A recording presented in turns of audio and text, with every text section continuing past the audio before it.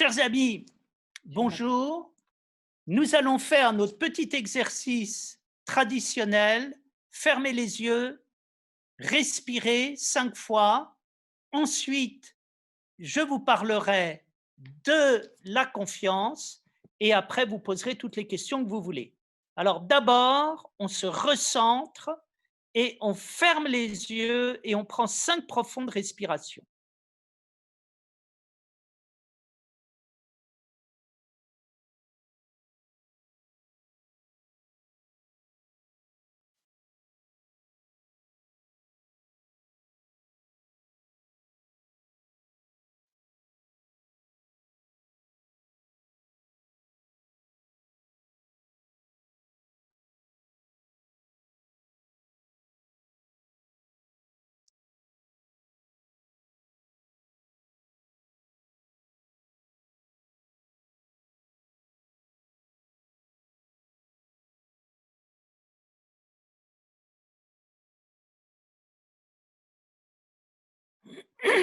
Parfait.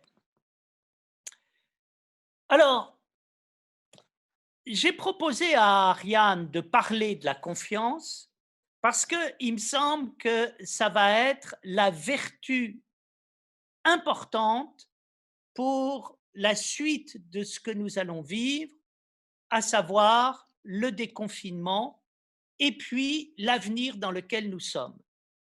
J'en parlais il y a quelques minutes avec un aéropage de responsables de la santé et de la politique et de l'entreprise. Actuellement, il s'est passé quelque chose d'important dans la vie collective et dans la vie de l'humanité. Comment ne pas perdre les fruits de tout ça?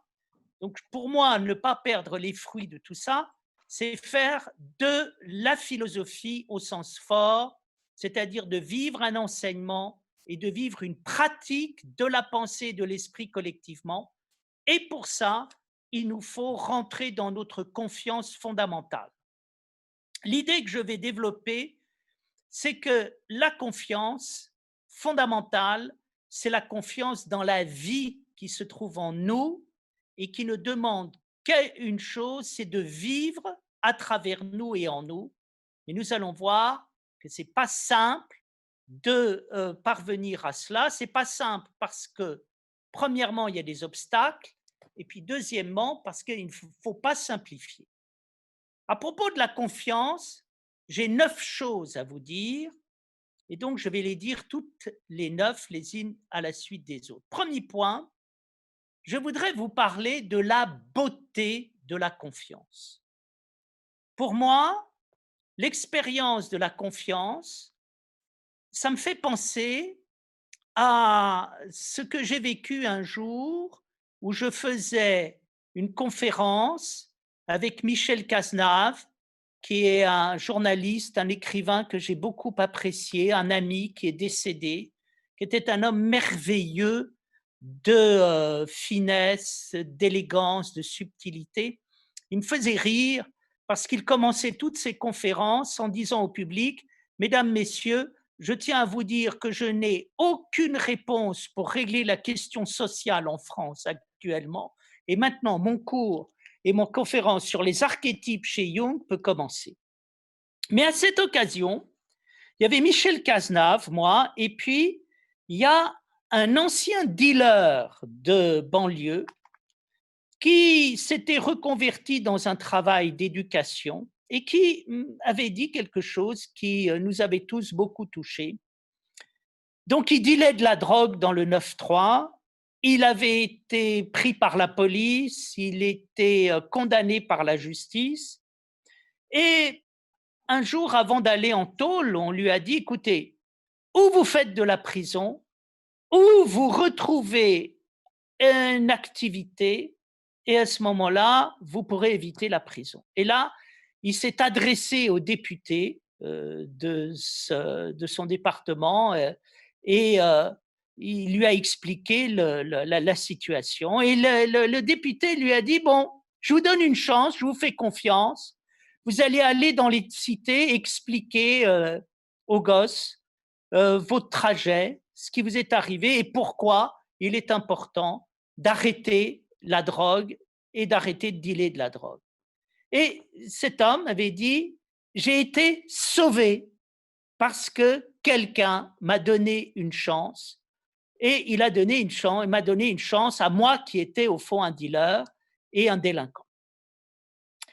La beauté de la confiance, je l'ai vue au marché, d'Orléans samedi dernier où, je vais chercher, un moment chez une dame, des délicieux akras et samoussas aux légumes. En particulier, je vous recommande les samoussas à la menthe et je m'aperçois que je n'ai plus du tout d'argent liquide parce que, elles sont parties tout le liquide que j'avais est parti dans les courses et cette dame, très gentiment, a dit: «Vous payerez la semaine prochaine».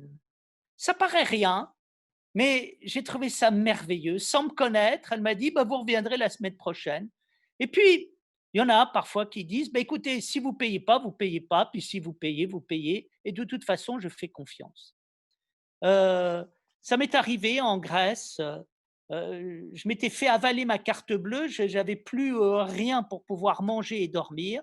Je suis allé dans un hôtel et j'ai expliqué à l'hôtelier que, j'avais plus du tout de l'argent, que demain j'allais prendre un avion. Il m'a dit: «Je vous fais confiance, eh bien vous pouvez dormir, voilà de l'argent, vous allez pouvoir aller dîner, puis vous m'enverrez l'argent, de France», ce que j'ai fait bien évidemment immédiatement.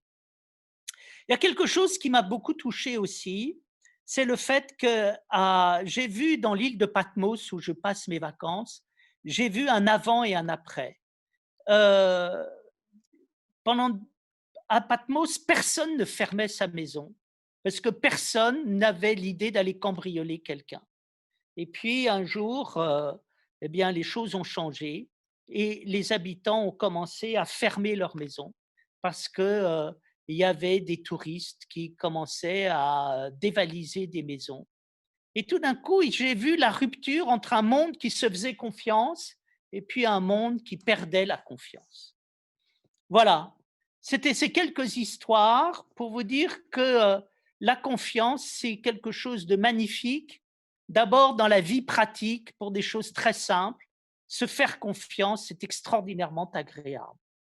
Et puis, je pense que la confiance, c'est pas simplement quelque chose de, pratique. La confiance, c'est un sentiment extraordinaire dans la vie où on rentre dans un espace qui est sécurisé et comme disent les Américains, on se sent safe, on se sent à l'abri. Je crois que c'est le sentiment de la paix absolue et le sentiment que, on va pas être agressé, on va pas être heurté. Je crois qu'inconsciemment, on a tous un peu une mentalité de chien battu, c'est-à-dire il y a toujours des moments, on s'est fait avoir, on s'est fait agresser, on a quelque part, des préjugés, une prévention et vivre dans un monde où tout d'un coup on sait que la sécurité absolue existe, c'est incroyable. C'est une des choses les plus extraordinaires qui soit, être en paix. Et puis, la troisième chose à laquelle me fait penser la confiance, c'est le sentiment d'être regardé comme une personne humaine et d'être dans un rapport de personne à personne. Il me semble qu'à chaque fois que dans ma vie, je vivais authentiquement comme une personne, j'avais le sentiment d'être dans la paix absolue et au fond dans la confiance, dans la gaieté, dans la joie de la vie.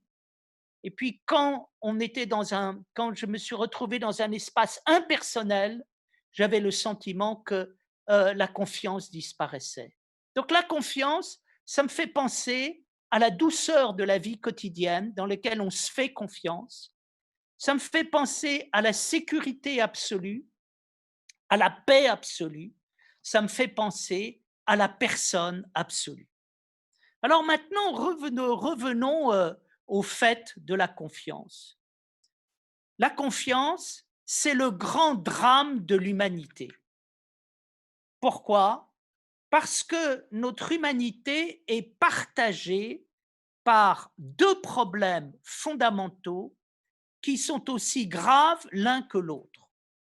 Le premier, c'est la méfiance stupide et le deuxième, c'est la confiance stupide. Il est terrible d'avoir affaire à un monde où tout le monde se méfie de tout le monde. Un monde où tout le monde se méfie de tout le monde, historiquement parlant, ça s'appelle la terreur. Lorsque Hegel définit la terreur de la Révolution française, il dit dans la terreur, tout le monde a peur de tout le monde. Petite parenthèse, c'est un peu un des dangers qui nous guettent demain en sortant dans la rue tous avec des masques, c'est d'avoir peur de tout le monde et de penser que tout le monde est un danger pour tout le monde. Je ferme la parenthèse. Méfiance, c'est ce qui se passe pendant la guerre où il y a des corbeaux et il y a des gens qui dénoncent les autres et qui les dénoncent aux autorités et en particulier des Français qui dénoncent d'autres Français aux Allemands. Et tout d'un coup, on ne sait plus en qui on peut avoir confiance. Je crois que quand on a été déçu et trahi dans l'amitié, il nous arrive à un moment d'avoir des pertes de confiance et de ne plus savoir à qui on peut faire confiance. Et là, ce sont des moments, des pertes de lien avec l'humanité extrêmement graves. Et donc, qu'est-ce qui est terrible? Ce qui est terrible, c'est la méfiance aveugle qui fait qu'on va être injuste. C'est-à-dire, on va se méfier de gens dont on n'a aucune raison de se méfier. Et on est là dans un problème qui est le problème de la peur et qui est le problème de la jalousie, c'est-à-dire des comportements qui sont des comportements de rejet sans aucune raison. Et c'est ça la peur.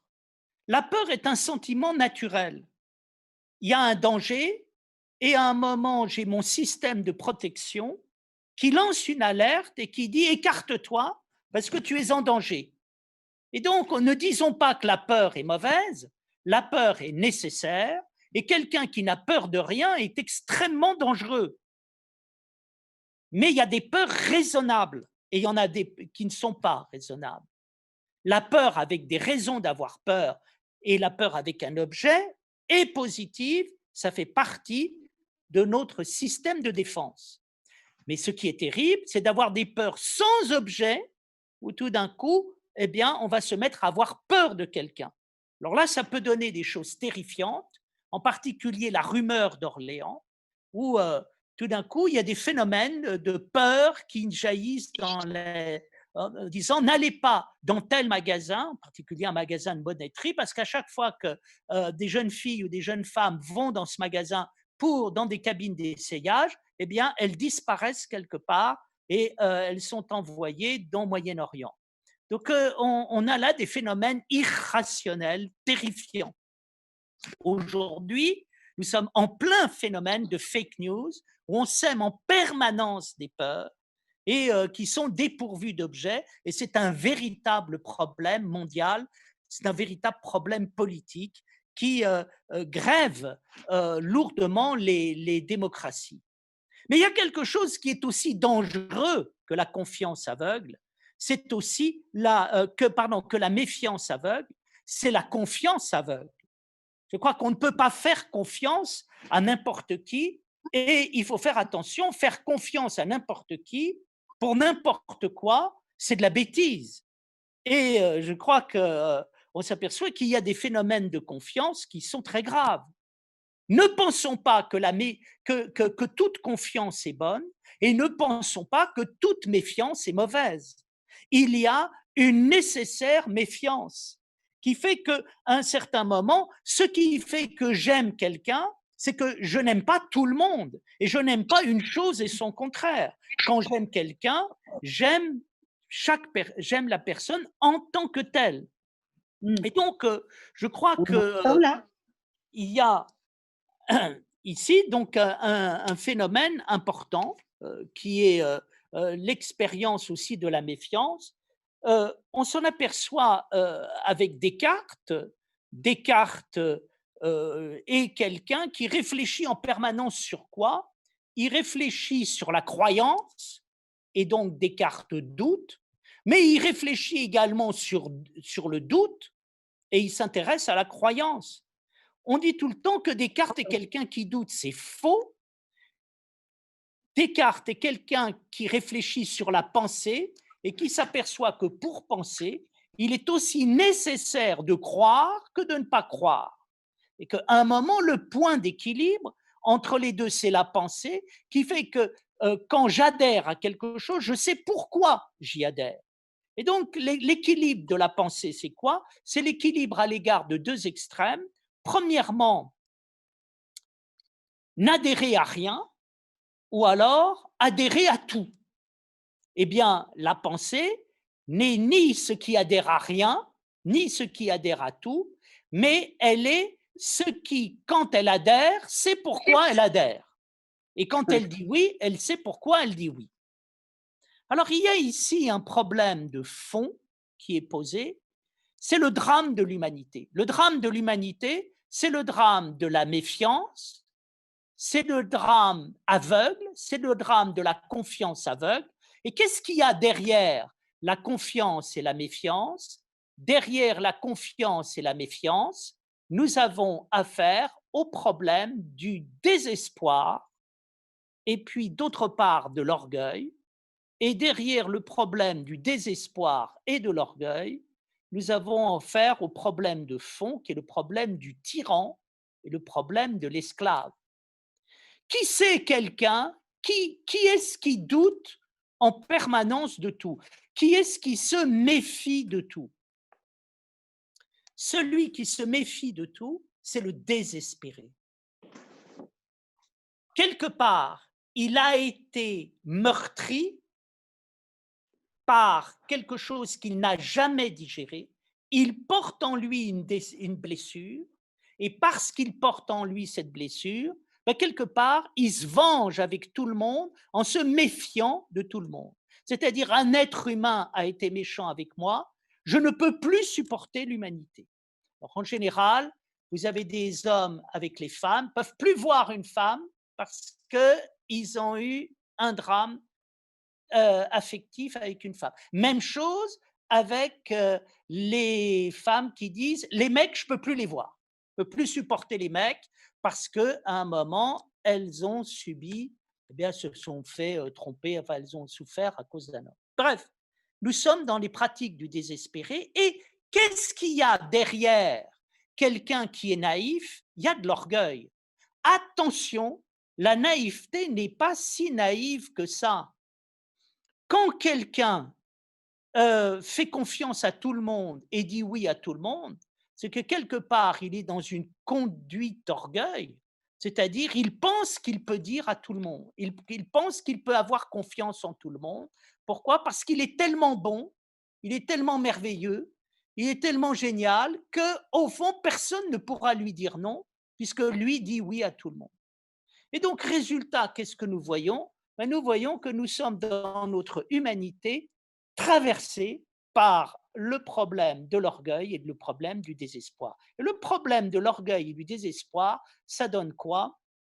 Ça donne, il y a les deux grandes maladies que l'on trouve dans l'humanité, c'est l'incapacité de dire oui et l'incapacité de dire non. Vous avez des gens, ils se méfient de tout, ils n'osent pas dire oui. Pourquoi ils n'osent pas dire oui? Parce qu'ils disent si je dis oui, je vais me faire avoir. Et donc, ils veulent ne pas se faire avoir. Et pour ne pas se faire avoir, ils s'aperçoivent qu'il n'y a qu'une seule manière, c'est de dire non systématiquement à tout le monde. Il y a toujours une formule qui m'a fait rire, c'est celle qui dit ma réponse c'est non, maintenant je voudrais savoir quelle est la question. Ensuite, vous avez l'autre aspect des choses, vous avez des gens qui ne savent pas dire non. Ils ont peur de dire non. Et pourquoi ils ont peur de dire non? Parce qu'ils ont peur, s'ils disent non, d'avoir un ennemi.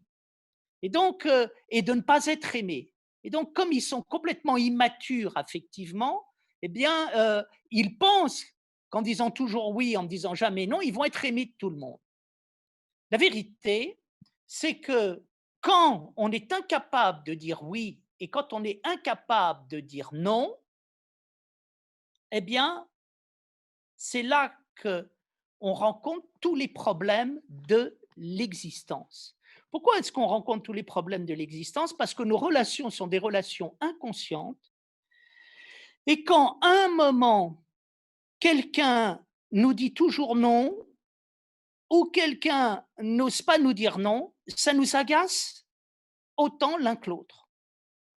Et on a du mépris et de la colère pour la personne qui, est ainsi incapable de dire oui ou incapable de dire non.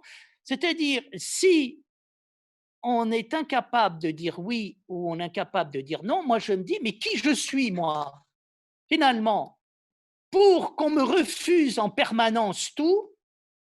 Ben, je ne dois pas être si terrible que ça. Et pour qu'on me dise oui en permanence à tout, ben, je ne dois pas être si terrible tout ça. Si on me dit oui à tout, c'est que je suis fou ou débile. Et puis, si on me dit non en permanence, c'est que je suis méchant. Alors, qu'est-ce qui se passe? Mais il se passe les problèmes dans lesquels on est, c'est-à-dire, tu me dis non systématiquement et tu penses que je suis méchant, eh ben, je vais le devenir. Et puis finalement, là, tu vas voir, moi aussi, je vais te dire non. Et puis alors là, on est dans un phénomène d'emballement. Comme tu me dis non, je te dis non. Et comme je te dis non, tu me dis non. Et puis finalement, on se hait. Et puis, il y a la même chose avec le phénomène de l'incapacité de dire non. Quelqu'un est incapable de me dire non, ben je me dis, mais finalement, je dois être une nouille, ou je dois lui faire peur, ou je ne dois pas vraiment être aimable. Alors qu'est-ce qui se passe?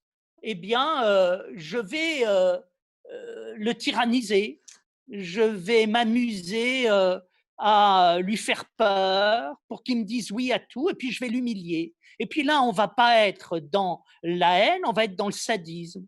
C'est-à-dire, je vais m'amuser à lui faire peur pour qu'ils disent de plus en plus oui, puis qu'ils disent et dit oui à des choses absurdes. Et puis, on arrive à quoi?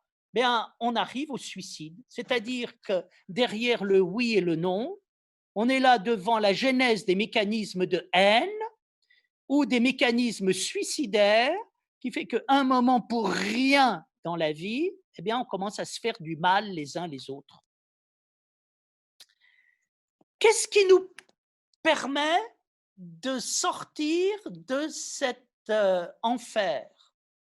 Il n'y a qu'une seule chose qui peut nous permettre de sortir de l'enfer du tyran et de l'esclave, c'est d'arrêter de dire non systématiquement ou oui systématiquement, c'est-à-dire d'arrêter de perdre, d'avoir peur de perdre et d'arrêter d'avoir peur d'avoir un ennemi, d'arrêter d'être dans la peur de la solitude et d'arrêter d'être dans la peur de la pauvreté. Et de découvrir quoi?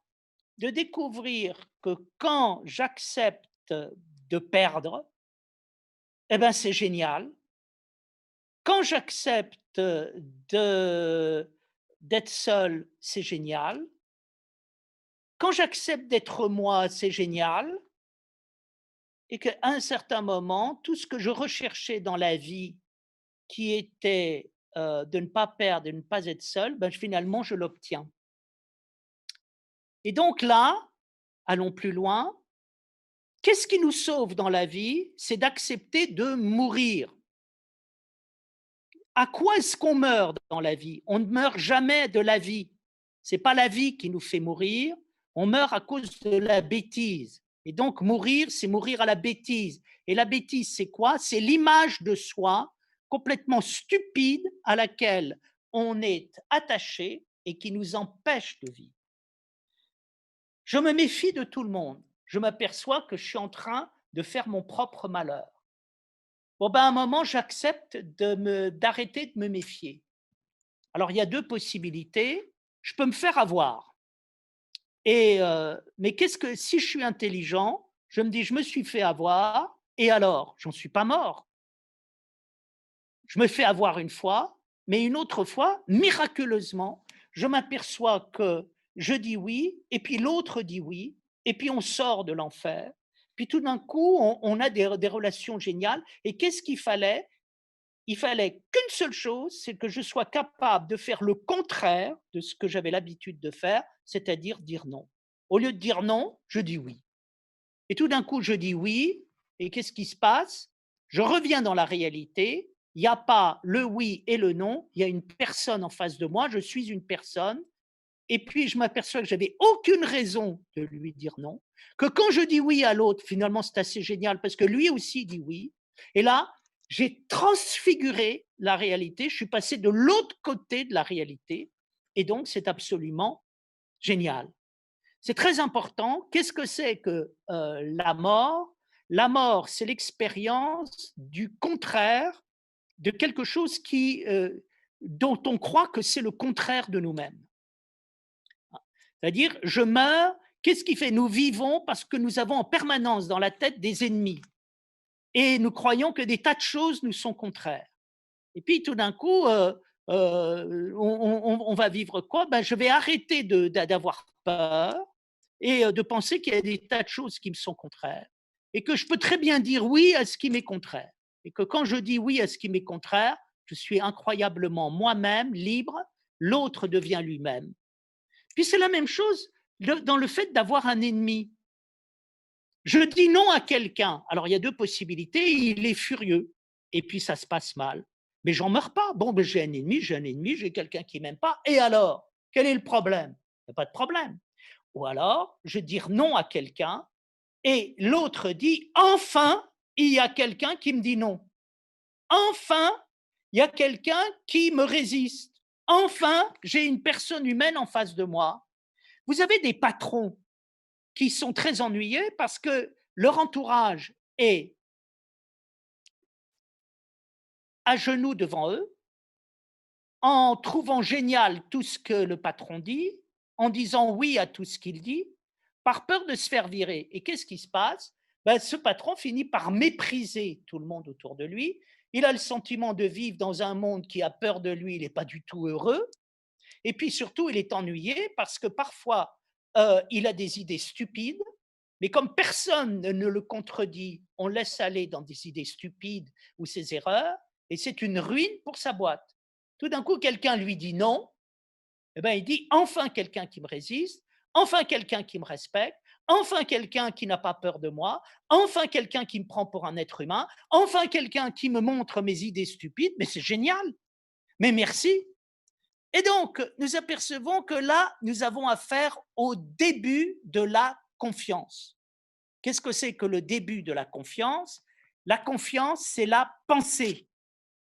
C'est pas le fait de dire oui à tout, c'est pas le fait de donner sa confiance a priori d'une manière inconditionnelle, c'est absolument pas ça. La confiance, c'est simplement le fait de penser que les relations humaines peuvent être intelligentes, dès qu'on pense, elles peuvent devenir intelligentes, et je fais confiance à l'intelligence et à la pensée. Je m'aperçois que quand je fais confiance à la pensée, bien, je peux dire à quelqu'un oui sous certaines conditions, non sur certaines conditions, mais je suis toujours une personne qui pense et je considère toujours l'autre comme une personne qui pense, et on est des personnes qui pensent dans des relations avec des personnes qui pensent, on est dans des relations de personne à personne, de pensée à pensée, et c'est génial. Ça veut dire en quoi est-ce que je dois faire confiance? Je ne dois pas faire confiance à moi, je ne dois pas faire confiance à l'autre, je dois faire confiance à la pensée, à l'intelligence et à l'esprit qui va me permettre d'être avec moi-même et d'être avec l'autre. Qu'est-ce qui fait que j'ai confiance en moi? C'est que j'ai confiance dans la pensée qui est en moi, dans l'intelligence qui est en moi. C'est pas dans mon petit ego que je vais avoir confiance. Et qu'est-ce qui fait que je fais confiance en l'autre? C'est que je fais confiance dans l'intelligence que j'ai avec l'autre. Pour ça que je n'aime pas tellement et que je trouve irresponsable les discours en disant je fais confiance à l'autre, je ne sais pas qui est l'autre, et je ne peux pas faire inconditionnellement confiance à l'autre. En revanche, je peux parfaitement faire confiance à la pensée qu'il y a dans l'autre. Donc ça veut dire quoi? Ça veut dire que la, la question de la confiance nous met devant la question de la vigilance et quelque chose ici qui est très important, qui est ce que j'appellerais la puissance du langage et la puissance du oui et du non. On ne se rend pas compte de la force que les choses ont dès qu'elles sont dites. Il s'avère que je réfléchissais ces jours derniers sur le parlant, la parole et le souffle, c'est-à-dire l'essence du langage.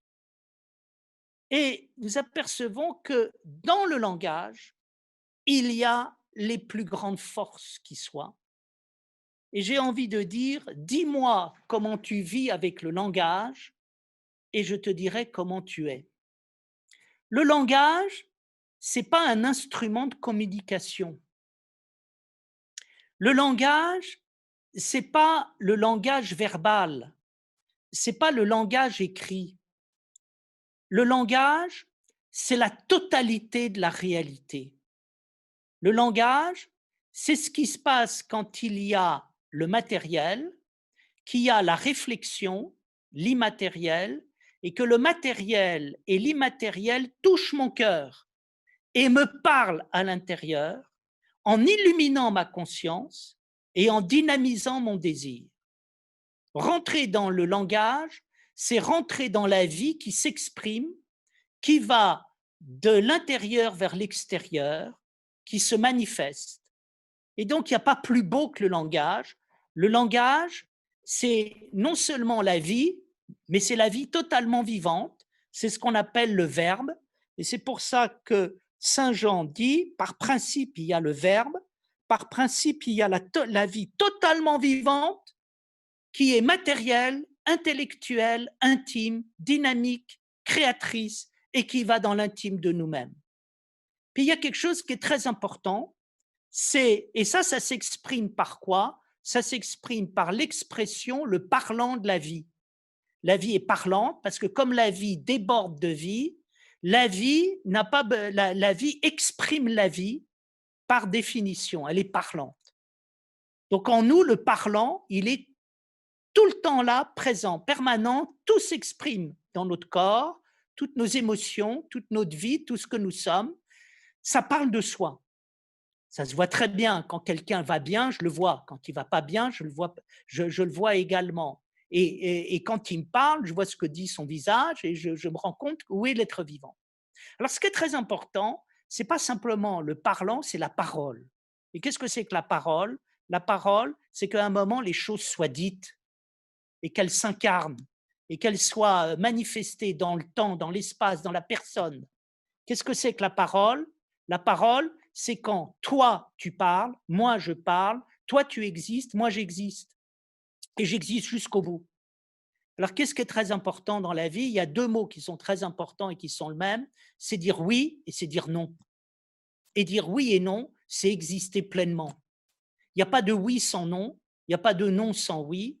Et oui et non, c'est la même chose que d'être capable de dire oui et non à la fois, c'est d'être capable d'exister pleinement en sachant pourquoi j'existe.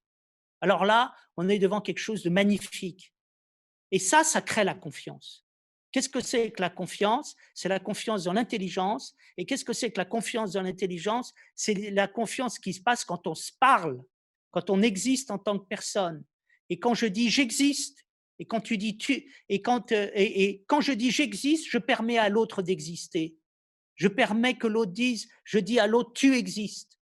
Et puis quand l'autre existe, j'existe. Et puis nous existons tous ensemble. Le problème le plus important dans la vie, c'est l'existence. Et le problème le plus important dans la vie, c'est l'existence pleine et entière. Et l'existence pleine et entière, elle existe dans la parole, de personne à personne, quand on se dit les choses. Quand on se dit les choses, on fait venir l'existence. Et puis quand on fait venir l'existence, on est dans la paix absolue, on est dans la personne absolue. C'est absolument génial. On crée enfin l'espace de la véritable humanité. Et donc, là, nous comprenons quoi? L'expérience de la confiance, c'est quelque chose qui rentre dans l'intime de nous-mêmes et puis qui va exprimer cet intime et nous permettre d'aller vers la pleine existence. Et alors là, je pense on peut avoir accès aux 3 plus belles expériences qui soient et qui sont liées à la confiance. La première, c'est le fait de se fier. La deuxième, c'est le fait de se confier. Et la troisième, c'est le fait de confier. Se fier, confier, se fier, se confier et confier. Il y a quelque chose en quel je crois, c'est les intuitions. J'aime beaucoup cette définition humoristique de l'intuition qui dit la première intuition est toujours la meilleure, surtout quand elle est mauvaise. Je trouve ça excellent. Qu'est-ce que c'est que l'intuition? L'intuition, c'est ce dont on est heureux d'avoir eu le courage de l'avoir quand on l'a eu, et c'est ce dont on est malheureux de ne pas avoir eu le courage de l'avoir quand on ne l'a pas eu. Il y a des moments où on sait des choses de l'intérieur. On sait qu'il y a des choses qui sont justes ou pas justes. On sait qu'il y a des choses qui sont bonnes ou pas bonnes. On sait qu'il y a des choses qu'il faut faire ou pas faire. On sait qu'il y a des gens qu'il faut suivre. On sait qu'il y a des gens qu'il ne faut pas suivre. Ça, d'où ça vient? Ça vient de la vie. Parce que la vie est en nous le plus extraordinaire gardien de nous-mêmes et à un certain moment, ce gardien nous avertit. Il nous dit, fais ça, c'est bon pour toi, ne fais pas ça, c'est bon pour toi. Et cette intuition fondamentale, elle donne les plus belles pensées. Là où on en veut, et je ne suis pas le seul, au système social et éducatif qui est le nôtre, mais qui est le système idéologique, c'est qu'on nous a fait peur à propos de nos intuitions et qu'on n'ose plus se fier à soi-même.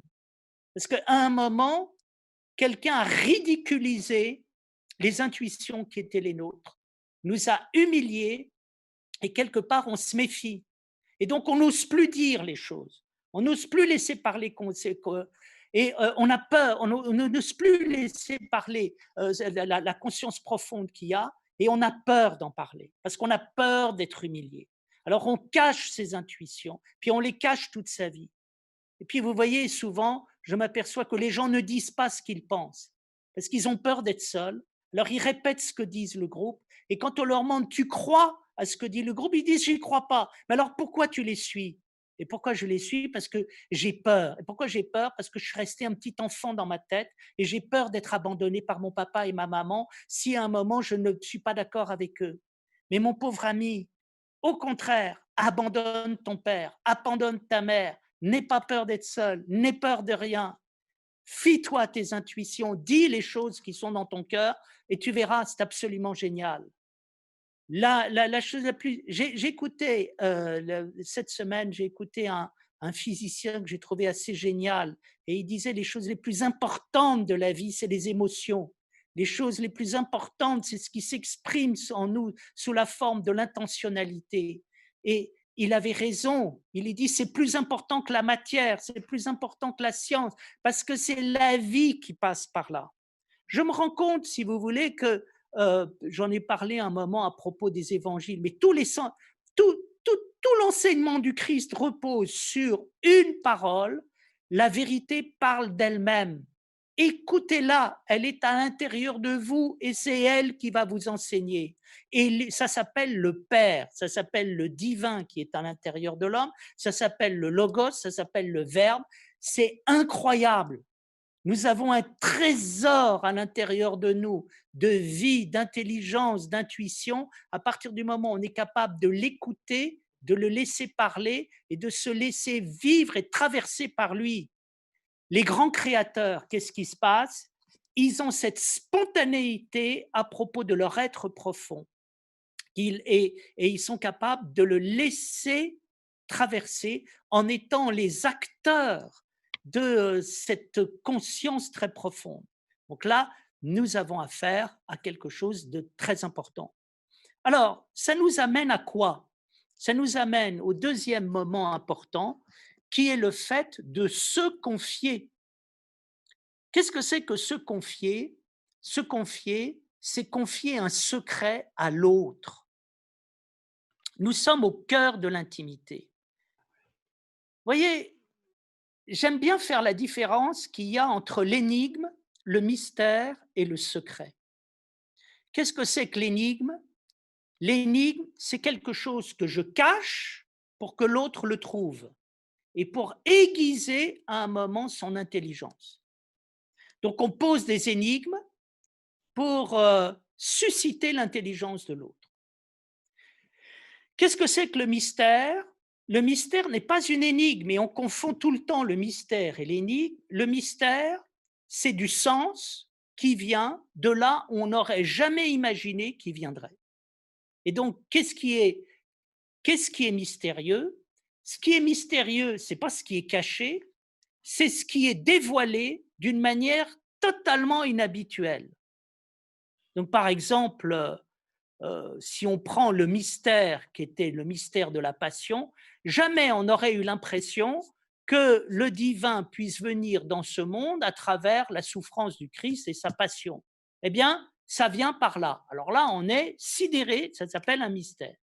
Et puis, il y a quelque chose qui s'appelle le secret. Et qu'est-ce que c'est que le secret?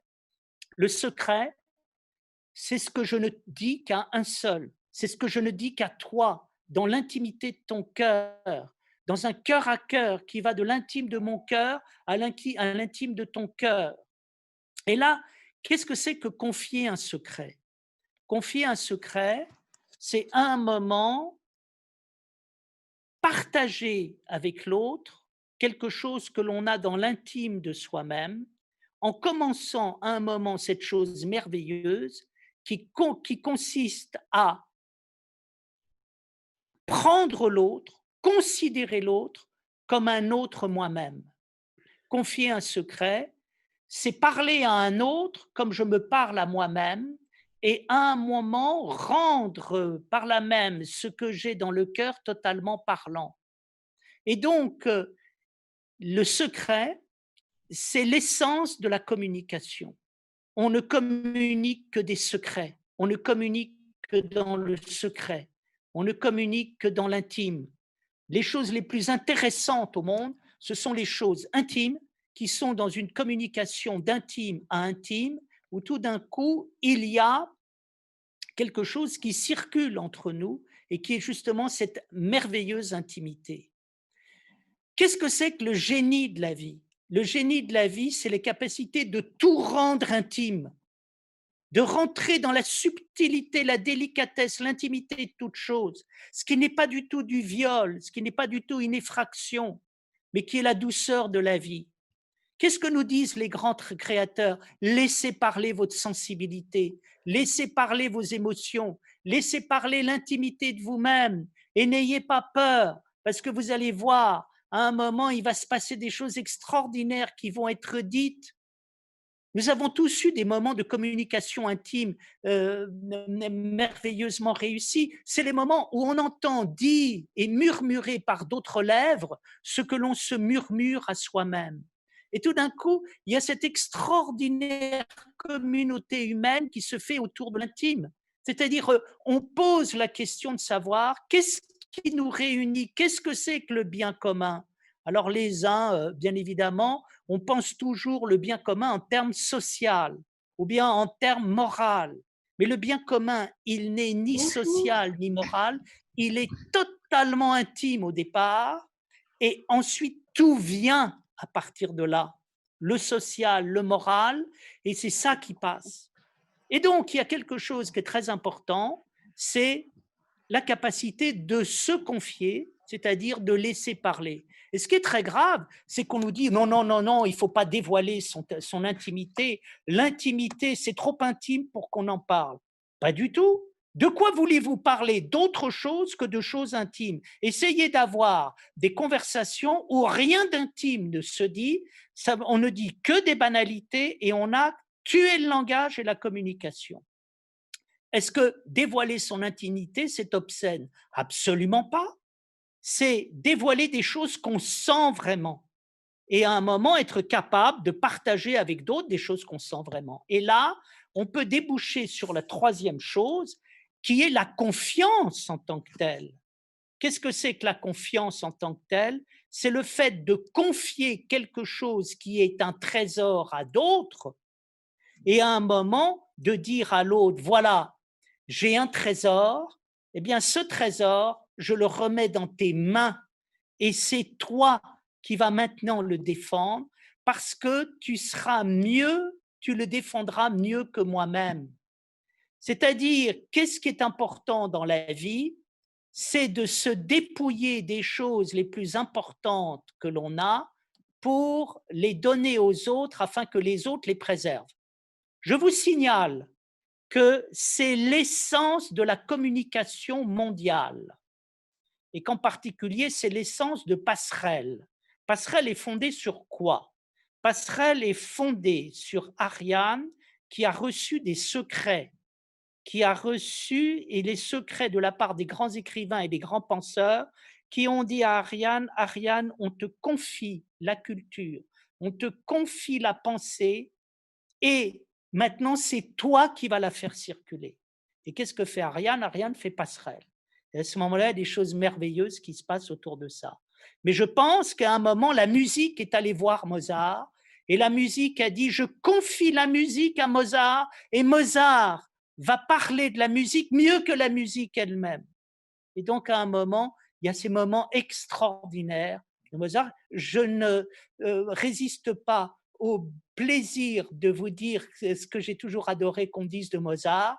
Dans un concerto de Mozart, le silence qui suit le concerto de Mozart est encore de Mozart. Le silence qui suit le concerto de Mozart est encore de Mozart, sublimissime, merveilleux. Et là, on est dans des relations de confiance, c'est-à-dire les relations les plus créatrices, les plus ouvertes, les plus merveilleuses qui soient, où l'autre est meilleur que moi-même pour dire ce que j'ai à dire. Et si on prend les évangiles, le Christ dit, mais c'est plus moi qui vais venir vous parler du divin, c'est vous, vous allez être mes témoins et vous serez meilleurs que moi. Et vous pourrez à un moment, à travers l'histoire, vous-même déléguer. Alors là, on est dans l'amour absolu, on est dans la générosité absolue, on est dans les choses les plus belles qui soient au monde, qui est la confiance. C'est-à-dire, je confie mes trésors les plus intimes aux autres parce que ce sera la meilleure manière de le préserver. Vous savez, c'est en donnant à un autre quelque chose que l'on a de précieux en soi qu'on le reçoit vraiment. On dit souvent, quand on donne, on reçoit. Et plus on donne, et plus on reçoit. Et plus à un moment, on donne aux autres les trésors que l'on a à l'intérieur de soi-même, plus on les reçoit, parce qu'il en va de nos trésors comme il en va du bonheur. Le bonheur est tellement heureux que ça se partage, ce serait dommage de le vivre tout seul. Je vous remercie pour votre attention.